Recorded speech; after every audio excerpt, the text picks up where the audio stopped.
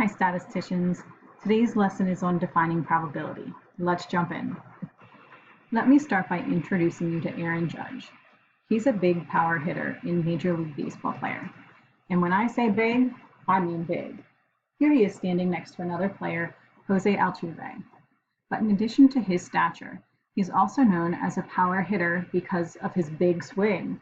Specifically, he hits a lot of home runs, meaning that he hits the ball so far that it goes over the outfield fence. Every summer, the league invites some of the best hitters to participate in a home run derby, an event in which players try to hit as many home runs as they can. In 2017, Judge won the home run derby, and won in style, even hitting the ceiling of the stadium. Oh, that's a homer. Gotta give it to him. That's a homer. Come on, it's a home run. They gotta count the roof. Safe. That's not. They counted it. Okay. That's 16. There's 17. Oh, okay, yeah, he'd be all right. There's 18. I love the umpire saying no. Like, no one. Oh, another one straight Went away. up and got that one. In 2022, Judge set the record for the most home runs in a season, post-steroid era. Halfway through that season, he was invited back to the home run derby. But he turned it down to avoid what people call the home run derby curse. What is the curse? Well, we're going to explore that later on today, along with answering our key question: is the home run derby really cursed? With that question in mind, let's move on to our notes. We're going to cover 3 topics today, starting with outcomes and events. To help us work up to the probability concepts we'll need to answer our key question, let's think about a simpler scenario. If there are 8 red and 12 blue marbles in a jar, what is the probability of selecting a red marble from the jar?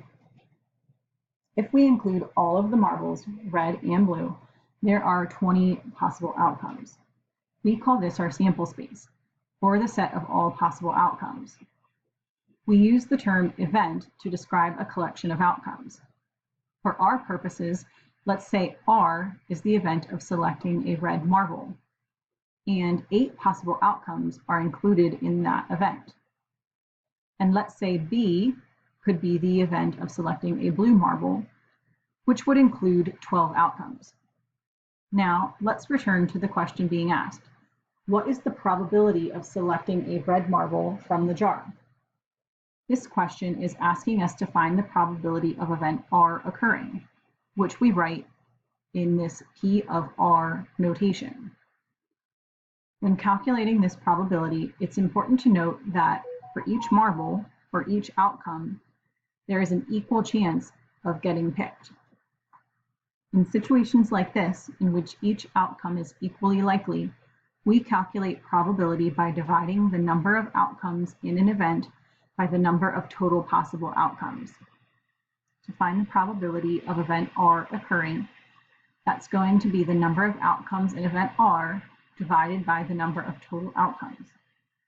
With 8 red marbles in the jar, that means there are 8 possible outcomes in event R divided by 20 total possible outcomes, or the total number of marbles in the jar. When you divide the numbers, you get 0.4. Or rounded to a percent, 40%. So the probability of drawing a red marble from the jar is 40%. But when we say something has a certain percent probability, what does that really mean? How do we interpret it? To sort that out, let's discuss simulation and the law of large numbers. To interpret probabilities, it's helpful to know why statisticians study them. An event of a certain probability will occur every so often. When the event occurs, this generates data that statisticians can observe. Then, observing how frequently an event occurs in their data sets, statisticians can estimate the event's underlying probability. So, in a way, we can think of probability and data as 2 sides of the same coin. By understanding probability, we can gain a deeper understanding of statistics. So, switching gears to flipping coins, think about just how unreasonable it would be to flip a coin and get 78 heads in a row. We're not going to go quite as extreme as flipping a coin 78 times in a row, but let's take a look at this idea. To see this in action, we're going to do a simulation. If you want to follow along, you can pull up this applet on your device. It's linked in the video description. We said we wanted to look at the law of large numbers and represent what happens when we flip a coin many times. First, we're going to start with flipping the coin just 5 times. So as we flip the coin, we know that there should be a 50% chance of getting a heads. So I flipped the coin 1 time so far, and you can see this ordered pair shows I flipped the coin 1 time and I've got 0% heads. Now I flipped the coin again, I got a heads this time, so out of 2 coin flips, I'm at 50% heads, which is what I expect. Half of the time I should get heads. So this dashed line shows my expected probability. Now I'm at a heads again, I'm a little bit above my expected value. 3 flips, 66% heads. And now I'm down again, 4 flips, 50% heads, right where I expect to be. And I got a little bit unlucky here on the 5th flip, I'm down to 40% heads. Now, if you try this yourself, you'll get different outcomes. Every time you do a simulation, you should expect a slightly different outcome. I could have gotten very lucky and had a number much higher, closer to 90% or 100%. I could have been very unlucky and got something much lower, 0% or 10%. So in the short term, probability is unpredictable. And you can see the line kind of zigging and zagging a lot here. As we move on to the second slide, we're going to set the theoretical probability to 50%. That's what should happen when we flip a coin repeatedly. And we're going to this time flip the coin 200 times in this simulation. And again, you can see that happening here. In the beginning, in the short term, the coin flips are pretty drastic, flipping up and down. But towards the end, they kind of settle down towards that more predictable value, closer to 50%. And it's not perfect, but that's what we would expect to see in the long run. Returning to our notes, while we can calculate the theoretical probability by using the definition of probability as the number of favorable outcomes divided by the total number of possible outcomes, in statistics, we generally define it as the relative frequency of an outcome after many trials, and that's our simulation demonstration.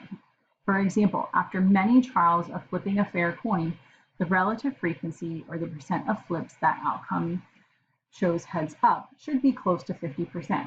So we say that the probability of heads is 50%. And this is related to one of the most fundamental laws of statistics, the law of large numbers. The law of large numbers states that after many trials, the relative frequency of outcomes will approach their theoretical probability. In other words, if we flip a coin only a few times, we might get lucky and get heads more than 50% of the time, by chance. But if you repeatedly flip the coin over and over and over again across many trials, the proportion of flips that turn up heads should start to closely approach the theoretical probability of 50%. Sometimes people think that if they see an unusual list of outcomes, that they must be due for one on the next time. For example, if you have a fair coin and you flip it 10 times, you might be due for a certain outcome. If you look at these two situations, do you think that you're more likely to get a tails on the next flip? On any flip of the coin, you have the same probability of getting a tails. It doesn't matter what has happened before. So in both of these situations, tails is equally likely. So flipping a coin is one thing, but how often do we see these simulated probabilities in other events too? For example, how could we use simulations to estimate the probability of the marble jar? Well, there are 2 common ways to simulate these sorts of scenarios. We can simulate through sampling with replacement or sampling without replacement. With replacement means that after we take a marble out and record its color, we put it back in the jar. Then we repeat the process a bunch of times, mixing up the jar each time, and see what % of the time we get a red marble. Without replacement is similar, except that we draw out the marble and don't put it back in the jar. We keep it out and put it to the side. This means that as we draw out certain colors, their probability of being picked again decreases as you sample. So if you wanted to simulate the probability that our first pick is a red marble, or P of R, which method would we use? Well, we would want to use with replacement. That way we simulate the same conditions of the first draw of the jar, 8 red and 12 blue, every time we draw, no matter the prior results. Now that we've done some work defining probability, let's take a look at some properties of probabilities that are always true. Specifically, we can count on 3 properties to hold true for all probabilities. The first being that all probabilities are between 0 and 1, or 0% and 100%. 100% is complete certainty that an event will recur. You cannot go any higher than that. And 0% is complete certainty that an event will not happen. You can't go lower than that. So we know that any estimate of probability has to be between these 2 numbers. So looking back at our marbles example, the probability of drawing a red is 0.4, and for blue it was 0.6. And we can see that these 2 probabilities are indeed between 0 and 1. Note that it is a good quick check of your work to make sure that your answers are between 0 and 1, which they are for this problem. The second property of probability is that all of the outcomes in a sample space must add up to 1 or 100%. In our example, we only had 2 events in our sample space, and it is true that the probability of getting a red and a blue did add up to 1, 0.4 and 0.6. So that is another good way to check your work on a probability problem. The final property is the probability of an event not happening is 1 minus the probability of the event occurring. This probability of an event not happening is called a complement. So if the event is called E, the complement of E is the event that it does not happen. There are different notations for the event, and those are all shown here. Going back to our marble probabilities, recall that the probability of getting a red is 0.4, and the probability of drawing a blue is 0.6. According to our last probability property, the probability of R complement, or drawing a not red marble, would be equal to 1 minus the probability of getting a red marble. And since not drawing a red marble would mean that you drew a blue marble, we could substitute that in. Simplifying the right side, we plug in the probability of drawing a red, which is 0.4, and 1 minus that gives us 60%. And that checks out. As you can see, the probability of not red does indeed match our original calculation for getting a blue marble.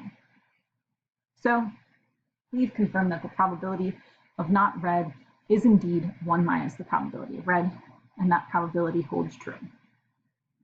So now that we've done some work building our understanding of probability, let's circle back to the key question we laid out at the beginning of the lesson. We began by talking about the Home Run Derby, a home run hitting competition among some of the best hitters in baseball. The competition happens midway through the season, and it's quite fun to watch. Now, unfortunately, there is a phenomenon known as the Home Run Derby curse. To understand how the curse potentially affects hitters' performance, we need to understand how we can measure a player's performance. One way to do this is by calculating their batting average. The batting average tells us the proportion of a player's at-bats are actually hits rather than outs. To calculate a player's batting average, we divide their number of hits by their total at-bats. The more hits the player has, the higher their batting average. So, for example, if you get 30 hits out of 100 at-bats, you are batting at an average of 0.3, or as it's often referred to in baseball, as 300. And this is considered a very good batting average. It means that you hit 30% of the time. So let's take a look at 3 great hitters over the decades, each of whom participated in the Home Run Derby in the first half of 2005. The player Bobby Abreu had a 307 batting average. That means that 30.7% of his at-bats ended in hits instead of outs. So he was having a pretty good season. That year, he participated in the Home Run Derby and he won. But after that, In the second half of the season, his batting average dropped to .260. Next, let's look at the big hitter we mentioned earlier, Aaron Judge. In the first half of 2017, his batting average was .329. That year, he went to the Home Run Derby and won. And in the second half of the season, his batting average dropped by over 100 points to .228. And our third player, Soto, he was playing for the San Diego Padres in 2022, the year that Judge declined to participate in the Home Run Derby. Soto went on to win the Home Run Derby that year, and during the second half of the season, his batting average fell to .231. So, what's going on here? One prominent theory is that participating in the Home Run Derby, a competition in which you only try to hit home runs, messes up with player swings, with players trying to swing in an uppercut way and going for the long ball. And that makes them lose their touch when they return back to competitive pitching in the second half of the season. As a result, they end up doing worse. But most statisticians have a very different take. In fact, they claim that there is no curse. Instead, they say it's just the law of large numbers at work. To explore what they mean by this, we're going to go back and do our own simulation. Specifically, you're going to go back into the applet that we saw earlier. Again, this is linked in the description of this video. And you're going to try out slide 3 on your own. In this simulation, you're going to be a Major League Baseball player, and you're going to set your probability of getting a hit during an at-bat as 25%, which is pretty average among baseball players. Then you're going to simulate taking 100 at-bats. The applet will record what percentage of those 100 at-bats resulted in hits. As you can see from this screenshot of the simulation, I did this myself earlier.